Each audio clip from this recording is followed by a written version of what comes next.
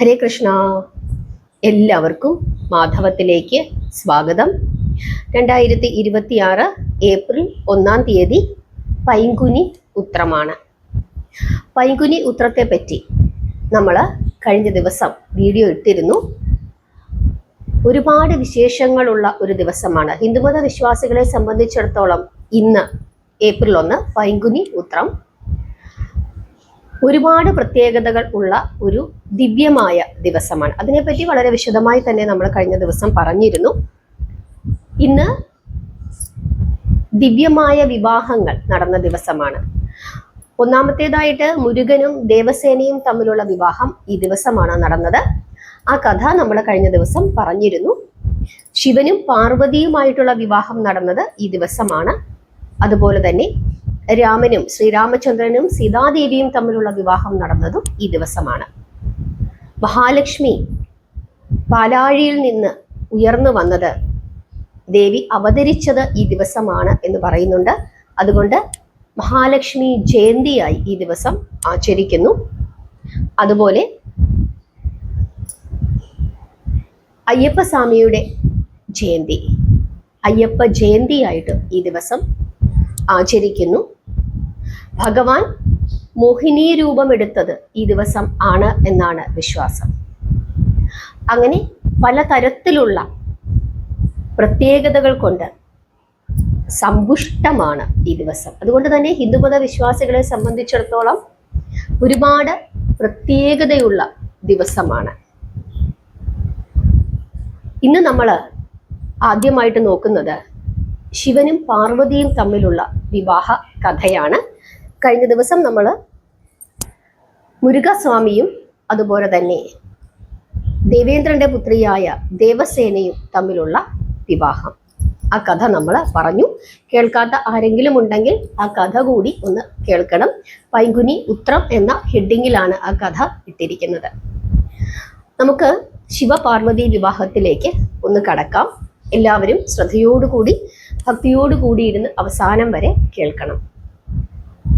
ഇന്നത്തെ ദിവസം ഈ കഥകളൊക്കെ കേൾക്കുന്നത് അങ്ങേറ്റം ശ്രേഷ്ഠമാണ്. അതുകൊണ്ടാണ് കഥാരൂപത്തിൽ ഈ കാര്യങ്ങളൊക്കെ വീണ്ടും വീണ്ടും പറയുന്നത്.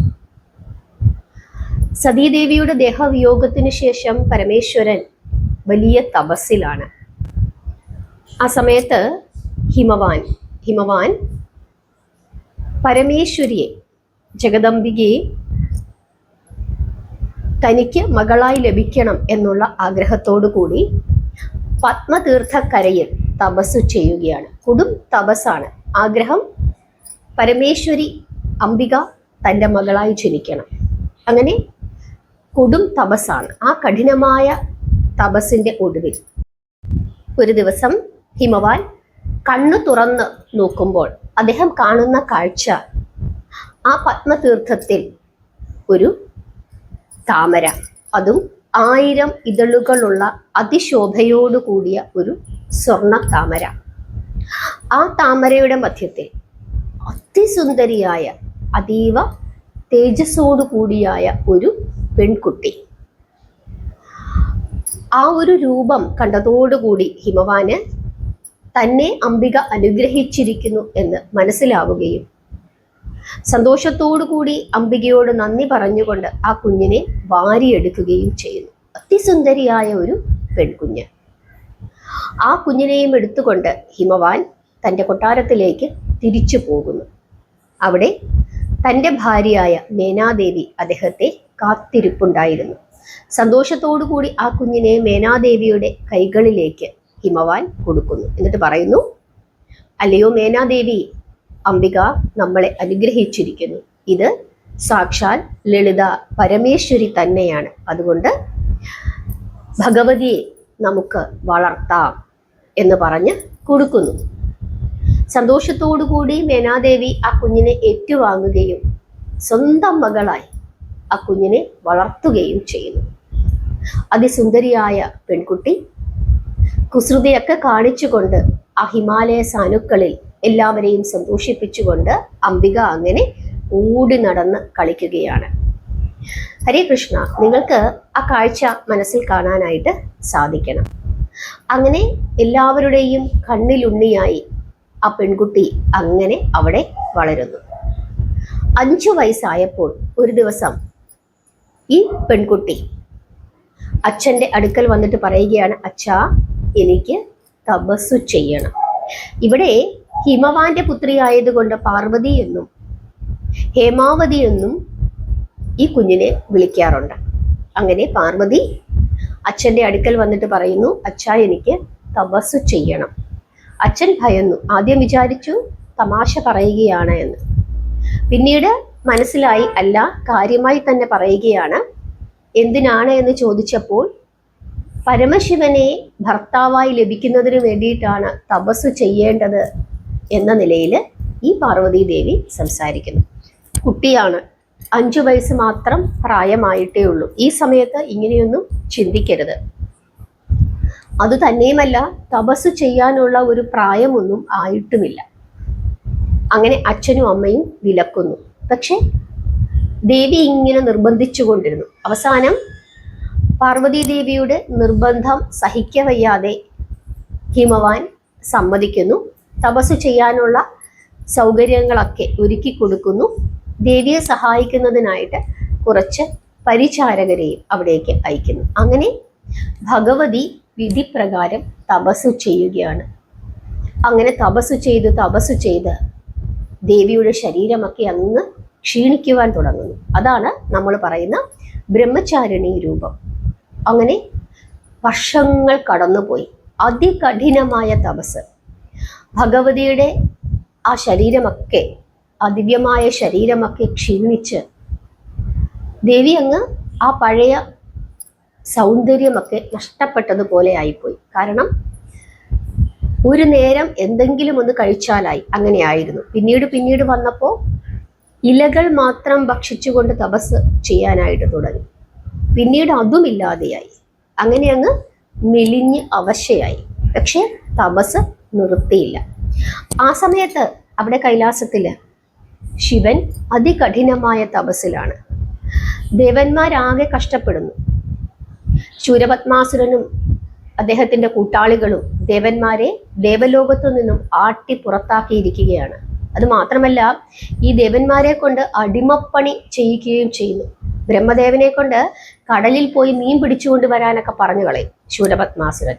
അത്ര ദ്രോഹമാണ് ശൂരപത്മാസുരൻ ചെയ്യുന്നത്.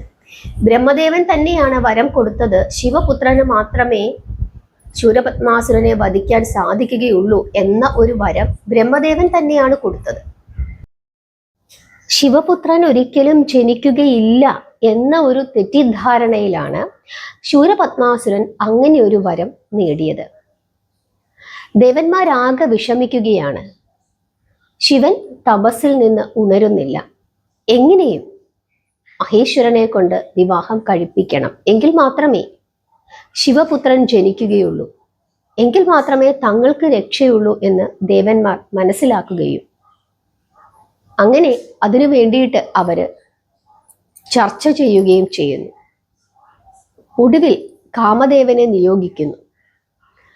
കാമദേവൻ ദേവന്മാരുടെ നിർബന്ധം സഹിക്കവയ്യാതെ കൈലാസത്തിലേക്ക് പോകുന്നു. മലരമ്പ് എയ്യുന്നു. ആദ്യത്തെ മലരമ്പിനാൽ ആ കൈലാസം മുഴുവനും ഒരു പൂങ്കാവനമായി തീർന്നു. അതോടുകൂടി അവിടെ ചിത്രശലഭങ്ങളും വണ്ടുകളും കിളികളുമൊക്കെ വരാൻ തുടങ്ങി. അടുത്ത മലരമ്പിനാൽ മഹാദേവനെ ഉണർത്തുന്നു. മഹാദേവനിൽ അനുരാഗം ജനിപ്പിക്കുന്നതിന് വേണ്ടിയിട്ടാണ് കാമദേവൻ അങ്ങനെ ചെയ്തത്. ഭഗവാൻ ഉണരുന്നു. ഭഗവാന് കോപം ഉണ്ടാകുന്നു. തൻ്റെ തൃക്കണ്ണ് തുറക്കുന്നു. കാമദേവൻ ഭസ്മീകരിക്കപ്പെടുന്നു. അത് കണ്ടതും ഭാര്യയായ രതീദേവി നെഞ്ചത്തടിച്ചു നിലവിളിച്ചുകൊണ്ട് പരമേശ്വരന്റെ തൃപ്പാദങ്ങളിൽ വീഴുന്നു. ആ സമയത്ത് അവിടേക്ക് ബ്രഹ്മദേവനും മഹാവിഷ്ണുവും മറ്റുള്ള ദേവന്മാരുമൊക്കെ എത്തുന്നു. എന്തിനാണ് ഇങ്ങനെ പ്രവർത്തിച്ചത് എന്നുള്ള കാര്യം പറയുന്നു.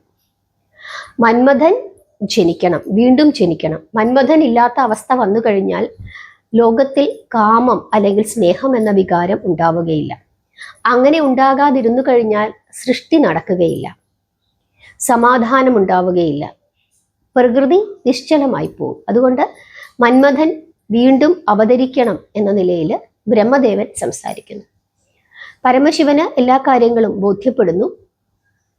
രതിദേവിയെ സമാധാനിപ്പിക്കുന്നു. താൻ പാർവതീദേവിയെ വിവാഹം കഴിക്കുന്ന സമയത്ത് മന്മഥനെ ജീവിപ്പിക്കാമെന്ന് പറയുകയും ചെയ്യുന്നു. അങ്ങനെ കൈലാസത്തിൽ തന്നെ നാമം ജപിച്ചുകൊണ്ട് രതിദേവി കഴിച്ചുകൂട്ടുകയും ചെയ്യുന്നു.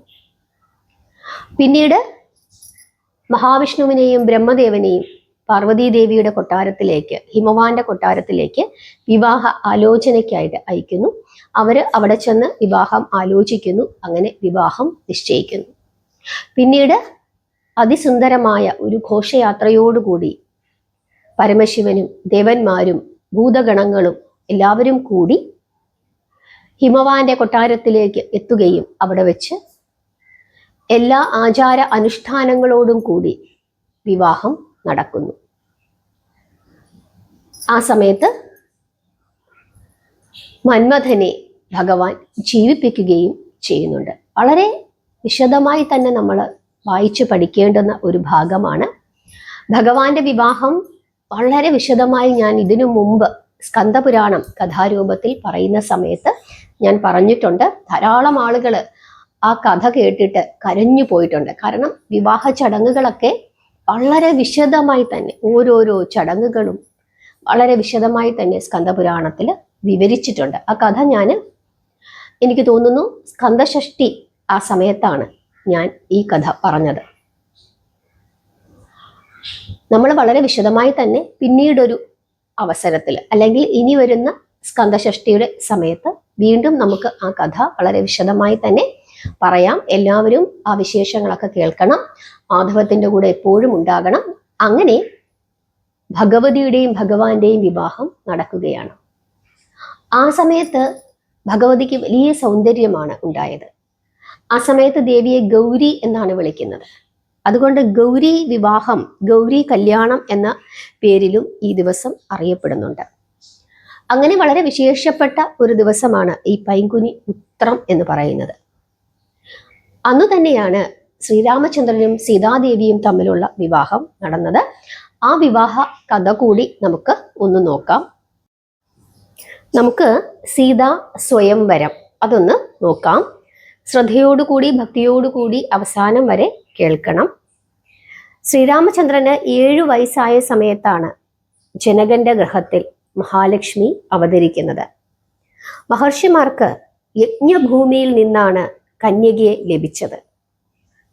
അങ്ങനെ മിഥിലയ്ക്ക് ലക്ഷ്മിയായി സീതാദേവി അങ്ങനെ വളരുകയാണ്.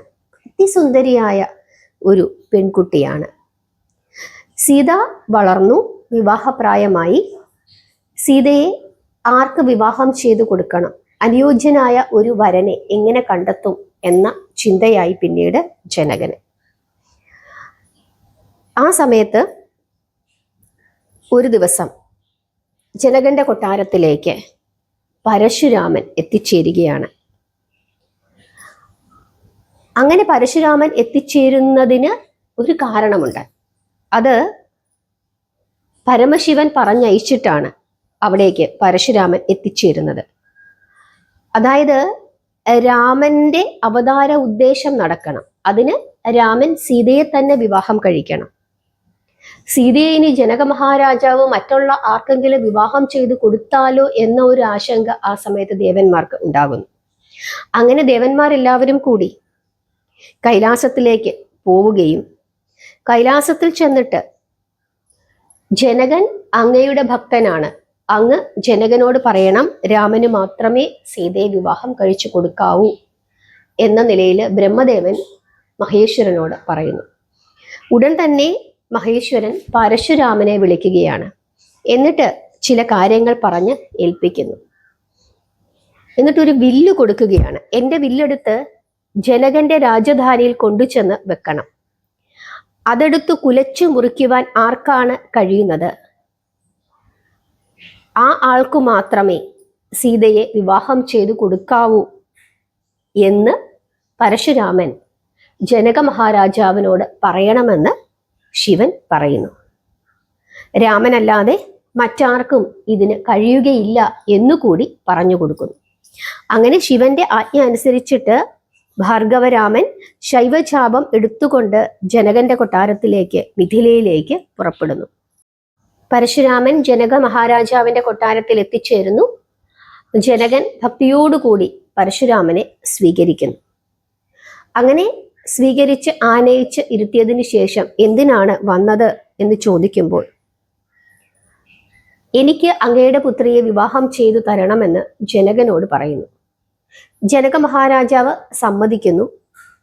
ആ സമയത്ത് ജനക മഹാരാജാവ് പറയുന്നുണ്ട്, കുട്ടിയാണ്, വിവാഹപ്രായമാകുമ്പോൾ അങ്ങ് വന്നുകൊള്ളുക എന്ന് പറയുന്നു. അതിനുശേഷം പരശുരാമൻ യാത്ര പറഞ്ഞ് പോവുകയാണ്. ആ സമയത്ത് ജനകൻ വീണ്ടും ചോദിക്കുന്നു, അങ്ങ് വന്നില്ലെങ്കിൽ ഞാൻ എൻ്റെ കന്യകയെ ആർക്ക് നൽകും എന്ന് ചോദിച്ചപ്പോൾ, ഈ വില്ല് ഇവിടെ വെച്ചേക്കാം, ഇത് കുലച്ച് ഞാണ് കെട്ടുന്നത് ആരാണോ അവന് കന്യകയെ കൊടുക്കാം എന്ന ഒരു കാര്യം കൂടി പറഞ്ഞ് ഏൽപ്പിച്ചിട്ട് ആ ശൈവചാപം അവിടെ വെക്കുകയാണ്. അങ്ങനെ ശൈവചാപം ജനക മഹാരാജാവ് എടുത്ത് യഥാസ്ഥാനത്ത് അങ്ങനെ പ്രതിഷ്ഠിക്കുന്നു. അതിനുശേഷം പിന്നീട് ധാരാളം രാജാക്കന്മാര് ഈ ശൈവചാപം എടുത്ത് ഉയർത്തുന്നതിനോ ഞാണു കെട്ടുന്നതിനോ ഒക്കെ ആയിട്ട് ശ്രമിക്കുന്നുണ്ട്. പക്ഷെ ആർക്കും തന്നെ അതൊന്ന് അനക്കുവാൻ പോലും സാധിച്ചില്ല. ആ സമയത്ത് ശ്രീരാമചന്ദ്രൻ തൻ്റെ വിദ്യാഭ്യാസം എല്ലാം പൂർത്തിയാക്കി ഇരിക്കുന്ന അവസരമായിരുന്നു. ആ സമയത്താണ് ദശരഥ മഹാരാജാവിന്റെ കൊട്ടാരത്തിലേക്ക് വിശ്വാമിത്ര മഹർഷി എത്തിച്ചേരുന്നത്. വിശ്വാമിത്ര മഹർഷി ദശരഥ മഹാരാജാവിനോട് തങ്ങൾക്ക് യാഗം ചെയ്യാൻ സാധിക്കുന്നില്ല, അസുരന്മാർ തങ്ങളുടെ യാഗത്തെ തടസ്സപ്പെടുത്തുന്നു, അതുകൊണ്ട് രാമനെ ഞങ്ങളുടെ കൂടെ അയക്കണം, അസുരന്മാരെ ഓടിക്കണം, വധിക്കണം എന്ന നിലയിൽ സംസാരിക്കുന്നു. പക്ഷേ ദശരഥ മഹാരാജാവിന് അത് സമ്മതമായിരുന്നില്ല. അവസാനം വിശ്വാമിത്ര മഹർഷി ദേഷ്യപ്പെടുന്നു. ആ സമയത്താണ് രാമൻ അവിടേക്ക് വരുന്നത്. രാമൻ മഹർഷിയുടെ കൂടെ പോകാമെന്ന് പറയുന്നു. അങ്ങനെ അച്ഛനെ സമ്മതിപ്പിക്കുന്നു. രാമന്റെ സഹായത്തിനായി ലക്ഷ്മണനെ കൂടി അയക്കുന്നു. അങ്ങനെ വിശ്വാമിത്രനും രാമനും ലക്ഷ്മണനും കൂടി അസുര നിഗ്രഹത്തിന് വേണ്ടി യാത്ര പുറപ്പെടുകയാണ്. അങ്ങനെ കാട്ടിലൂടെ അവര് സഞ്ചരിക്കുന്ന അവസരത്തില് താടകയെ വധിക്കുന്നുണ്ട്, ധാരാളം അസുരന്മാരെ വധിക്കുന്നുണ്ട്, മാരീചനെ ഓടിച്ചു വിടുന്നുണ്ട്. അതുകൂടാതെ ആ സമയത്താണ് അഹല്യാമോക്ഷവും നടക്കുന്നത്. അങ്ങനെ പിന്നീട് വിശ്വാമിത്രന്റെ നിർദ്ദേശപ്രകാരം രാമനും ലക്ഷ്മണനും അതുപോലെ തന്നെ മഹർഷിയും കൂടി ചേർന്ന് എവിടേക്ക് എത്തിച്ചേരുന്നു? മിഥിലയിലേക്ക് എത്തിച്ചേരുന്നു. അവിടെ സീതാദേവിക്ക് സ്വയംവരമാണ്. അതായത് ആ ശൈവചാപം അവിടെ ഇരിപ്പുണ്ട്. ആര് ആ വില്ലെടുത്തു കുലച്ച് ഞാൻ കെട്ടുന്നുവോ അവർക്ക് ദേവിയെ വിവാഹം കഴിക്കാം. അതാണ് വ്യവസ്ഥ. അങ്ങനെ മഹർഷിയുടെ നിർദ്ദേശപ്രകാരം രാമൻ ആ ചാപഗ്രഹത്തിലേക്ക് കടന്നപ്പോൾ എല്ലാവരും രാമനെ പ്രോത്സാഹിപ്പിക്കുകയാണ്. അവിടെ വന്നുകൂടിയ രാജാക്കന്മാർ ഈ ബാലൻ വില്ലൊടിക്കുന്നതൊന്ന് കാണട്ടെ എന്ന് വിചാരിച്ചിട്ട് അവിടെ തന്നെ നിന്നു. രാമ വില്ലെടുക്കൂ എന്ന് പക്ഷേ ജനങ്ങളെല്ലാം വിളിച്ചു പറഞ്ഞു. ജ്യേഷ്ഠ, വില്ലെടുത്തു കുലച്ച് ലോകത്തെ അത്ഭുതപ്പെടുത്തു എന്ന് ലക്ഷ്മണനും അപേക്ഷിച്ചു. രാമൻ അപ്പോൾ ഗുരുവിനോട് പറയുകയാണ്, അല്ലയോ മഹർഷി, അനുമതി തന്നാലും ഞാൻ ഈ ശൈവചാപം എടുക്കട്ടെ. അപ്പോൾ ഗുരു അനുവാദം കൊടുക്കുന്നു. അങ്ങനെ ആ ചാപം എടുത്ത് ഉയർത്തുന്നു. ആ സമയത്ത് ഉയർത്തി ഞാൻ കെട്ടുന്ന അവസരത്തിൽ ഈ വില്ല് അങ്ങ് ഒടിയുകയാണ്. മടമട ശബ്ദത്തോടു കൂടി അങ്ങനെ ആ ശൈവചാപം ഒടിഞ്ഞു. സഭാവാസികളെല്ലാം ഭയപ്പെട്ടു പോയി. 3 ലോകങ്ങളും മേഘങ്ങളും ഞെട്ടിവിറച്ചു. ജനക മഹാരാജാവിന് വളരെയധികം സന്തോഷമായി. അതോടുകൂടി സീതാദേവിക്ക് വിവാഹം എന്ന വാർത്ത നാടെങ്ങും പരന്നു. അങ്ങനെ നാട്ടിൽ മുഴുവനും ആഘോഷമായി. അങ്ങനെ വിവാഹം നിശ്ചയിക്കാനുള്ള തീരുമാനമായി. ആ സമയത്ത് വിശ്വാമിത്ര മഹർഷിയോട് രാമൻ പറയുകയാണ്, അല്ലയോ മഹർഷി, എനിക്കിപ്പോൾ വിവാഹം വേണ്ട. അച്ഛനെയും അമ്മയെയും പിരിഞ്ഞിട്ട് കാലമേറെയായി. തിരിച്ച് കൊട്ടാരത്തിലേക്ക്, അയോധ്യയിലേക്ക് പോകണം. അച്ഛനെയും അമ്മയെയും അറിയിക്കാതെ വിവാഹം കഴിക്കുന്നത് ശരിയല്ല എന്ന് പറയുന്നു. അത് മാത്രമല്ല, തനിക്ക് കൂടപ്പിറപ്പുകളായി മറ്റ് സഹോദരന്മാരുണ്ട്. എല്ലാവർക്കും പെൺകുട്ടികളെ കിട്ടിയാൽ മാത്രമേ ഞാൻ വിവാഹം കഴിക്കൂ എന്ന് പറയുന്നു. രാമന്റെ ഈ അഭിപ്രായം കേട്ട വിശ്വാമിത്ര മഹർഷി ജനക മഹാരാജാവിന്റെ കൊട്ടാരത്തിലേക്ക് പോകുന്നു. അവിടെ ചെന്നിട്ട് രാജാവിനോട് പറയുന്നു, കേൾക്കൂ രാജൻ, രാമന് ഇപ്പോൾ വിവാഹം നടത്താൻ താല്പര്യമില്ല. വളരെ നാളായില്ലേ ഗൃഹത്തിൽ നിന്ന് പോന്നിട്ട്. ഇനിയും വൈകിയാൽ അച്ഛൻ വിഷമിക്കും എന്നാണ് പറയുന്നത്. 4 സഹോദരന്മാർക്ക് 4 കന്യകമാരെ സമർപ്പിച്ചാൽ മാത്രമേ രാമൻ വിവാഹം കഴിക്കുകയുള്ളൂ എന്നുകൂടി പറയുന്നു. ഇത് കേട്ടതും ജനകന് വളരെയധികം വിഷമമായി. സീതയല്ലാതെ മറ്റു കന്യകമാരില്ലല്ലോ എന്നോർത്ത് അദ്ദേഹം വിഷമിച്ചു. അപ്പോഴാണ് അവിടേക്ക് രാജാവിന്റെ പുരോഹിതനായ ശതാനന്ദൻ എത്തുന്നത്. ശതാനന്ദൻ പറയുകയാണ്, മഹാരാജാവേ, അങ്ങ് എന്തിനാണ് വിഷമിക്കുന്നത്? അങ്ങയുടെ കുടുംബത്തിൽ തന്നെ 4 പെൺകുട്ടികളില്ലേ?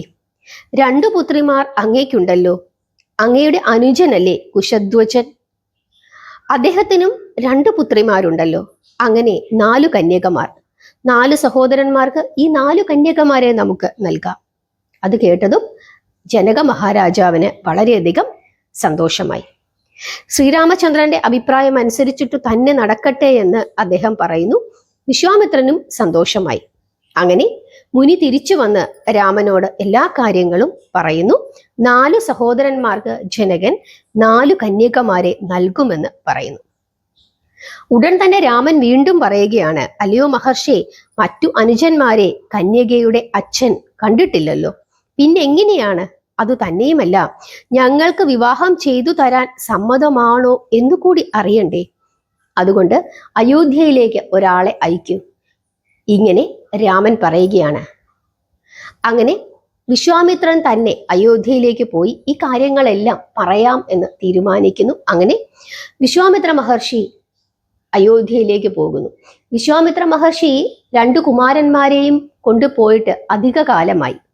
തിരിച്ച് വിശ്വാമിത്രൻ തന്നെ തിരിച്ചു വരുന്നത് കണ്ടപ്പോൾ, കുമാരന്മാരില്ലാതെ തനിയെ തിരിച്ചു വരുന്നത് കണ്ടപ്പോൾ ജനങ്ങൾക്കും രാജാവിനുമെല്ലാം വളരെയധികം സങ്കടമാണ് തോന്നിയത്. ഇനി എന്തെങ്കിലും ആപത്ത് സംഭവിച്ചുവോ എന്ന ചിന്തയായി. പക്ഷേ വിശ്വാമിത്ര മഹർഷി അവരോട് കാര്യങ്ങളെല്ലാം പറഞ്ഞു. അങ്ങനെ അവർക്കെല്ലാവർക്കും വളരെയധികം സന്തോഷമായി. അങ്ങനെ എല്ലാവിധ സജ്ജീകരണങ്ങളോടും കൂടി ധാരാളം ആനയും കാലാൾപ്പടയും കുതിരകളും ധനവും എല്ലാമായിട്ട് ദശരഥ മഹാരാജാവും സംഘവും ജനക മഹാരാജാവിന്റെ കൊട്ടാരത്തിലേക്ക് പുറപ്പെടുന്നു. അങ്ങനെ ദശരഥനും സംഘവും സരയൂ നദിയുടെ തീരത്ത് എത്തിച്ചേരുന്നു. സരയൂ നദിയുടെ തീരത്ത് അല്പസമയം വിശ്രമിക്കുകയും അവിടെ ഇരുന്ന് ആഹാരം കഴിക്കുകയും ചെയ്തതിനു ശേഷം അവര് സരയൂ നദി കടന്ന് അടുത്ത പ്രദേശത്തിലേക്ക് എത്തിച്ചേരുന്നു. അങ്ങനെ അവര് താടകാവനത്തിലാണ് എത്തിച്ചേരുന്നത്. അവിടെ വെച്ച് താടകയെ വധിച്ച കാര്യവും താടകയുടെ ശവശരീരവുമൊക്കെ എല്ലാവരെയും വിശ്വാമിത്ര മഹർഷി കാണിച്ചു കൊടുക്കുന്നു. അതിനുശേഷം എല്ലാവരും ഗംഗാനദി കടക്കുകയും അങ്ങനെ സിദ്ധാശ്രമത്തിൽ എത്തിച്ചേരുകയും ചെയ്യുന്നു. ശ്രീരാമചന്ദ്രനെ മറുകര കടത്തിയ അതേ കൈവർത്തൻ തന്നെയാണ് ഇവരെയും ഗംഗാനദി കടത്തിയത്. അങ്ങനെ ഇവരെല്ലാവരും കൂടി പിന്നീട് മിഥിലയിൽ എത്തിച്ചേരുന്നു. മിഥിലയിലേക്ക് ചെന്ന ദശരഥ മഹാരാജാവിനെയും കൂട്ടാളികളെയും ജനക മഹാരാജാവ് ആചാര്യ മര്യാദയോടുകൂടി സ്വീകരിക്കുന്നു. അങ്ങനെ പിന്നീട് വലിയ ഉത്സവമാണ് നടക്കുന്നത്, അതായത് വിവാഹം. അങ്ങനെ ആ വിവാഹം നിശ്ചയിക്കുന്നു. ശുഭമുഹൂർത്തം അത് വസിഷ്ഠൻ തന്നെ നിശ്ചയിക്കുന്നു. അങ്ങനെ കുലഗുരുവായ വസിഷ്ഠനാണ്, അതായത് വിശ്വാമിത്ര മഹർഷിയാണ് ഈ വിവാഹം ആലോചിക്കുന്നത്, വിവാഹത്തിന് കാരണക്കാരനായത് എങ്കിലും സൂര്യവംശത്തിന്റെ കുലഗുരുവായ വസിഷ്ഠനാണ് മുഹൂർത്തം നിശ്ചയിക്കുന്നത്. അതിശ്രേഷ്ഠമായ മുഹൂർത്തമാണ്. ഈ മുഹൂർത്തത്തിൽ വിവാഹം കഴിച്ചു കഴിഞ്ഞാൽ ഒരിക്കലും പിരിയില്ല എന്നാണ് വിശ്വാസം. അതോടുകൂടി ദേവന്മാർക്ക് വളരെയധികം ആശങ്കയായി. കാരണം രാമനും സീതയും പിരിയണം, എങ്കിൽ മാത്രമേ ശ്രീരാമചന്ദ്രന്റെ അവതാരം പൂർത്തിയാവുകയുള്ളൂ, ലക്ഷ്യം കാണുകയുള്ളൂ. എന്തു ചെയ്യും? അങ്ങനെ വിവാഹത്തിന് പോകാനുള്ള വിവാഹ ചടങ്ങുകളിലേക്ക് പങ്കെടുക്കാൻ പോകുന്നതിന് തൊട്ടു മുമ്പായിട്ട് വരന്റെ കൊട്ടാരത്തിലേക്ക് ദേവന്മാരുടെ നിർദ്ദേശപ്രകാരം ചന്ദ്രൻ എത്തുകയാണ്. ചന്ദ്രൻ അതിമനോഹരമായി നൃത്തം ചെയ്യുന്നു. ചന്ദ്രന്റെ നൃത്തത്തിൽ മയങ്ങി എല്ലാവരും ഇരിക്കുന്നു. അതോടുകൂടി വിവാഹത്തിന് പോകണം എന്നുള്ള ചിന്ത പലരും മറക്കുന്നു. ആ ഒരു നൃത്തത്തിൽ രസിക്കുകയും എല്ലാവരും ആ കൂട്ടത്തിൽ നൃത്തം ചെയ്യുകയും ചെയ്യുന്നു. പെട്ടെന്ന് മുഹൂർത്തം തെറ്റിയിരിക്കുന്നു എന്ന് മനസ്സിലാക്കുകയും എല്ലാവരും വളരെയധികം ധൃതിപ്പെട്ട് വിവാഹം നടക്കുന്ന ആ മണ്ഡപത്തിലേക്ക് എത്തിച്ചേരുകയും ചെയ്യുന്നു. അതോടുകൂടി ആ മുഹൂർത്തം അവസാനിച്ചു. പിന്നീട് ആ മുഹൂർത്തത്തിൽ, ആ ശുഭമായ മുഹൂർത്തത്തിൽ വിവാഹം നടത്തുവാനായിട്ട് പറ്റിയില്ല. അതിന് കാരണക്കാരൻ ചന്ദ്രനാണ്. ദേവന്മാരുടെ ആജ്ഞപ്രകാരമാണ് ചന്ദ്രദേവൻ ആ രീതിയിൽ പ്രവർത്തിച്ചത്. അങ്ങനെ ആദ്യം കുറിച്ച മുഹൂർത്തത്തിലല്ല രാമനും സീതയും വിവാഹം കഴിച്ചത്. വിവാഹങ്ങൾ മംഗളകരമായി നടന്നു. രാമന് സീതയും, ലക്ഷ്മണന് ഊർമിളയും, അതുപോലെ തന്നെ ഭരതന് മാണ്ഡവിയും, ശത്രുഘ്നന് ശ്രുതകീർത്തിയും. അങ്ങനെ 4 കുമാരന്മാരും 4 കുമാരിമാരും വിവാഹിതരായി. ഇങ്ങനെ ആ ശുഭകരമായ വിവാഹങ്ങൾ അവിടെ നടക്കുകയാണ്. അതിനുശേഷം പിന്നീട് കുറച്ച് ദിവസങ്ങൾ എല്ലാവരും മിഥിലയിൽ താമസിച്ചതിനു ശേഷം തിരിച്ച് അയോധ്യയിലേക്ക് പോകുന്നു. ഇതാണ് ആദികാണ്ഡത്തിൽ പറയുന്നത്. പിന്നീട് അയോധ്യാകാന്ഡമാണ്. അയോധ്യാകാന്ഡത്തിലാണ്, രാമായണത്തിലെ അയോധ്യാകാന്ഡത്തിലാണ് എന്തു പറയുന്നത്? ശ്രീരാമചന്ദ്രന്റെ പട്ടാഭിഷേകം, ആ കാര്യങ്ങളൊക്കെ വരുന്നത്. അങ്ങനെ വിവാഹം കഴിഞ്ഞു പോകുന്ന ആ ഒരു സമയത്താണ് പരശുരാമൻ വീണ്ടും വരുന്നത്. തൻ്റെ വില്ല് ആരാണ് ഒടിച്ചത് എന്ന് ചോദിച്ചുകൊണ്ട് ദേഷ്യപ്പെടുന്നുണ്ട്. ആ സമയത്ത് ശ്രീരാമചന്ദ്രനെ കാണുന്നതും അദ്ദേഹവുമായിട്ടുള്ള ആ സംഭാഷണത്തിന്റെ ഒടുവില് രാമൻ മഹാവിഷ്ണു തന്നെയാണ് എന്ന് പരശുരാമന് ബോധ്യപ്പെടുകയും ചെയ്യുന്നുണ്ട്. അങ്ങനെ വീണ്ടും തപസ്സിനായിട്ട് പരശുരാമൻ പോകുന്ന ആ ഭാഗമൊക്കെ രാമായണത്തിൽ വളരെ വിശദമായി തന്നെ പറയുന്നുണ്ട്. രാമായണത്തിലെ ബാലകാന്ഡം അല്ലെങ്കിൽ ആദികാന്ഡം, ഈ കാണ്ഡത്തിലാണ് ഈ കഥകളൊക്കെ പറയുന്നത്. പിന്നീട് അടുത്ത അധ്യായം അയോധ്യാകാന്ഡമാണ്. നിങ്ങൾക്ക് ഞാൻ വളരെ ചുരുക്കിയാണ് പറഞ്ഞു തന്നത്.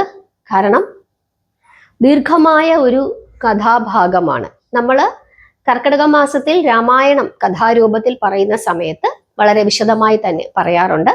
മാധവത്തിന്റെ കൂടെ ആ സമയത്ത് സഞ്ചരിച്ച എല്ലാവർക്കും ആ കഥകളൊക്കെ അറിയാവുന്നതാണ്. അറിയാത്ത ആരെങ്കിലും ഉണ്ടെങ്കിൽ നിങ്ങൾ വിഷമിക്കേണ്ട. അടുത്ത കർക്കിടകത്തിൽ നമുക്ക് വീണ്ടും വിശദമായ രീതിയിൽ രാമായണം നമുക്ക് പറയാം.